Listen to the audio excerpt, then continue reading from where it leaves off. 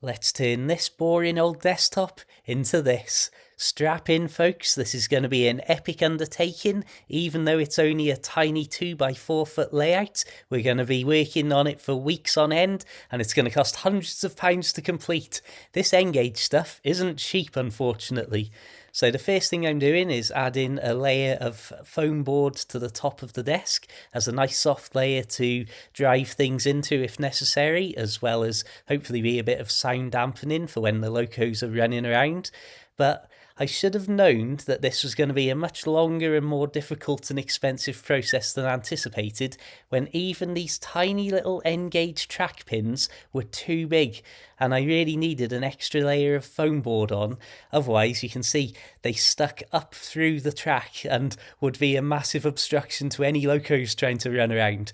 So this opening section of this video is basically just creating the canvas using these grass mats, and you'll see me in a moment putting a bit of corkboard down to make some tarmac areas. This was probably about my third attempt ever at any soldering, but you know what?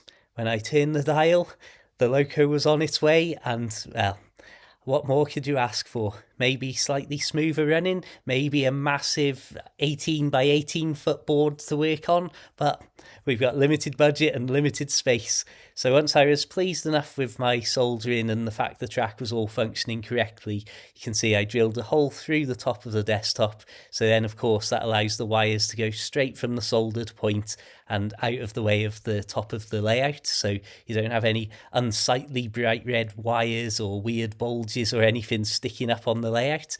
You can see at this point, which won't be the case forever, we actually had the point working as well, so we could even go and collect a little bit more rolling stock to drag around with us.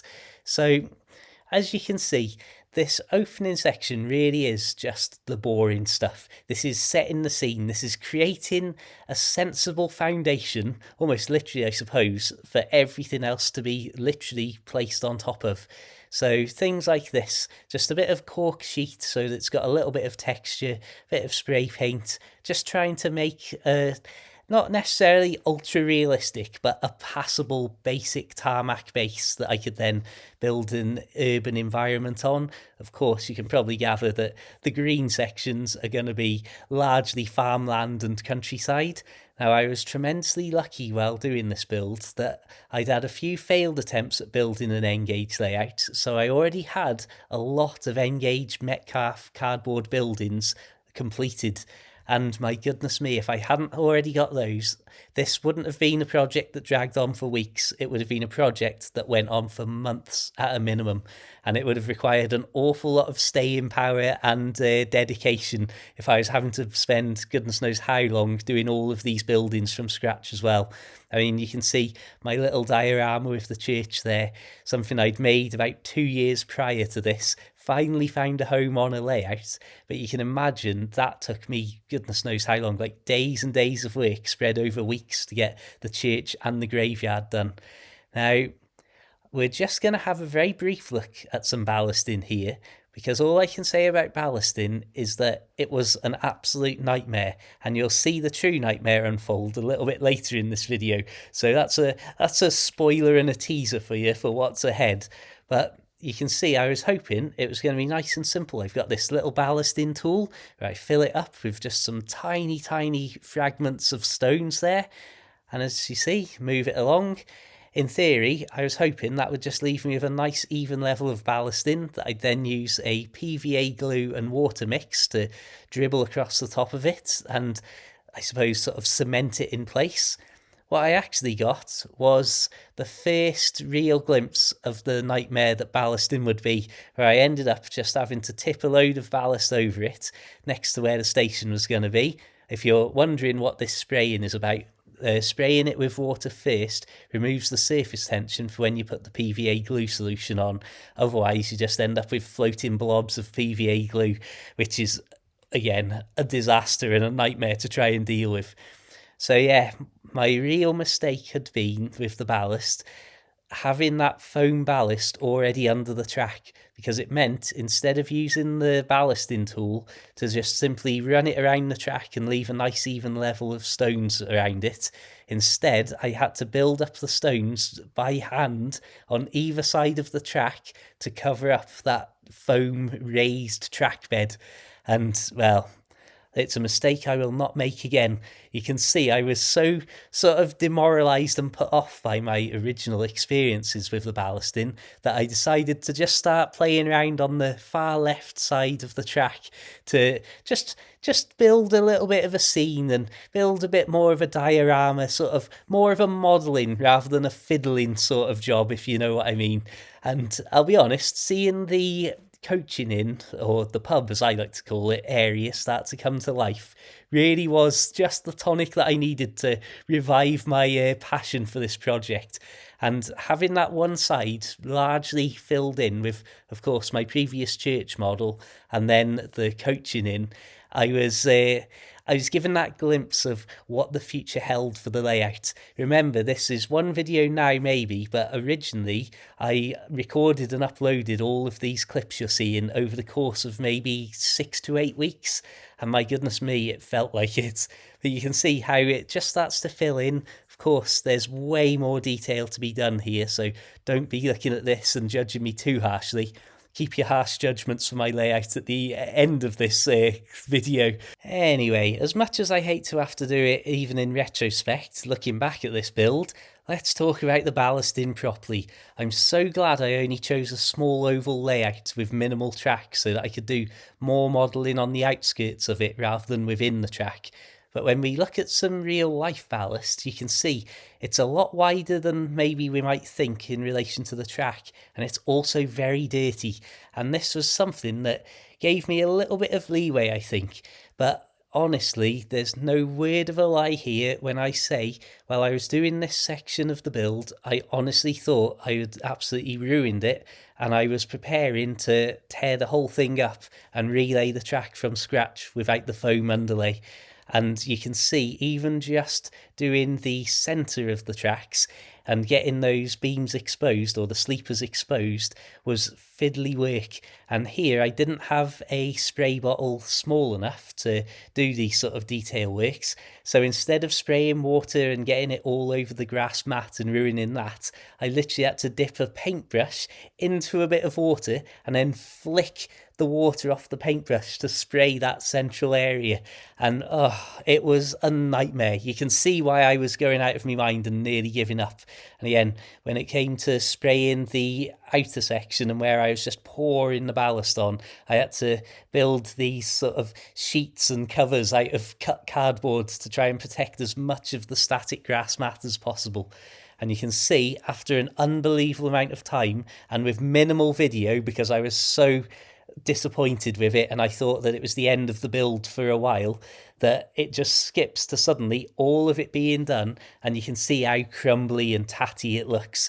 So I knew after using some of my Warhammer paints to add a load of weathering and grime to the ballast, it was going to become a case of using a huge amount of all of my scenic materials, of which again from my previous failed layout builds I was very lucky to have so many of these. As you can see, all sorts of different things from walls to stone to brickwork, a huge amount of moss of course, and fences.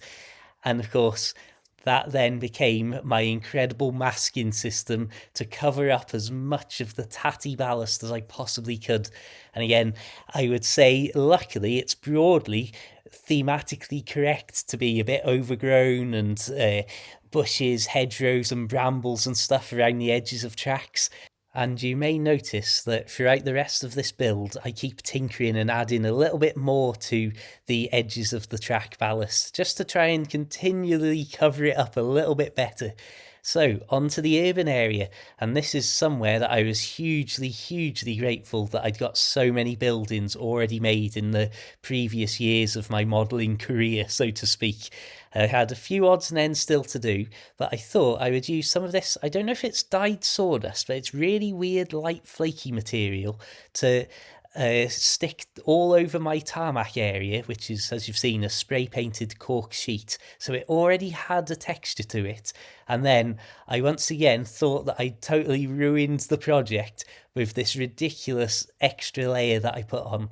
And as you can see, under the light as it moves around, it looks patchy, it looks a little bit ridged from where the moisture's sort of affected it. It was not ideal to say the least, but lucky for me, I had all of these buildings and the school to go in the centre to cover up a huge amount of it. So here I was just trying to find little ways to bridge the gap from the rural section to the urban section. And this top bit that you're about to see, I'm particularly proud of. So here I was just trying to customise and create the best layout of shops for the high street that would lead me with a relatively even cut-off point again to go from urban to rural. And I thought I'd make a little park area. And I don't know why, I don't know if it's that weird little fountain I added, but I've always really loved that. And whenever I visit this layout, which is currently in storage at my mother's house right now, I've thoroughly enjoyed just that tiny little area at the top. You can see the schoolyard going down and taking up, gratefully by me, a huge section of tarmac space. And I just added some very small cut strips of paper to add the road markings in. And of course, we've got a few die casts around just to add a bit of life into things. At a much later point in the build, I added far more people to the layout so that it didn't seem quite so barren and desolate, and the urban area didn't seem entirely abandoned. But now we're talking about the final section, the farmland in the centre. And I can't stress to you enough how much I loved seeing this area come together. I think I had the psychological benefit of knowing it was the last bit to complete, but also I'm really pleased with the way the fields and things came together, because of course they take up such a large area of the layout. You can see my very simple paddock area there, and yes, if you were paying attention, I know I did pay money for a small bag of dirt and stones. You can see I had a lot of trial and error of the layout and where the fields would be and the sizes, but with all of the scenic material I had and some very thick brown paint, and again a bag of dirt that I paid money for rather than getting it from, well, the ground, you can see they didn't turn out too badly. And you may notice later in this video I got things like scarecrows to put in there and farmers going about their lives. Like how small those piglets are.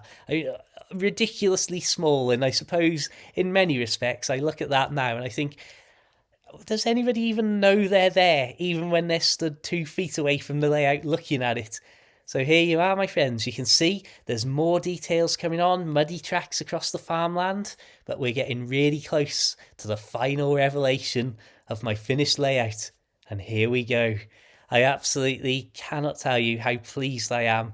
I'm not saying there isn't space for improvement. I'm not saying that there aren't things that I would do absolutely differently 10 times over if I rebuilt this layout now.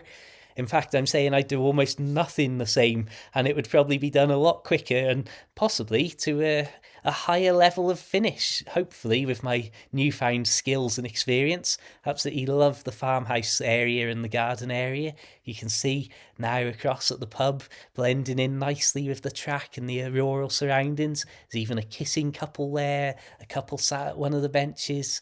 I think this shot is quite handy for showing how relatively seamless the layout is. It goes from the urban area with a wall to the park, then the track, then another wall to keep the animals safe from the track, and of course then various hedgerows and bushes, all of the muddy tracks the animals have made, the tiniest piglets in the world. Again, ridiculous detail. I'm sure nobody notices half of these things. I did put little figures randomly in the woods and stuff as well, just so that if anybody was paying close attention, there was a reward for looking a little bit deeper into the layout. And you can see, once all the walls and everything were in place, it really helped to bring everything together, especially the field areas. I think with the scarecrows, different types of crops there, and of course, as I'm going to repeat myself again, the paid for dirt, it really started to create a dirty, muddy, open working environment. You can see there's a farmer there with a certain item in his hands just in case the scarecrows don't work. Yeah, I'll say, when I first built this church a few years before the rest of the layout was created, if you'd have been able to show me the layout that it would eventually sit on, I would have been absolutely over the moon. Now, I would like to point out here that I think a lot of the cost of this layout come from some of the more niche items or the specific items. So, of course, the die-cast models and, as you can see, the various vehicles, those all come with a price tag.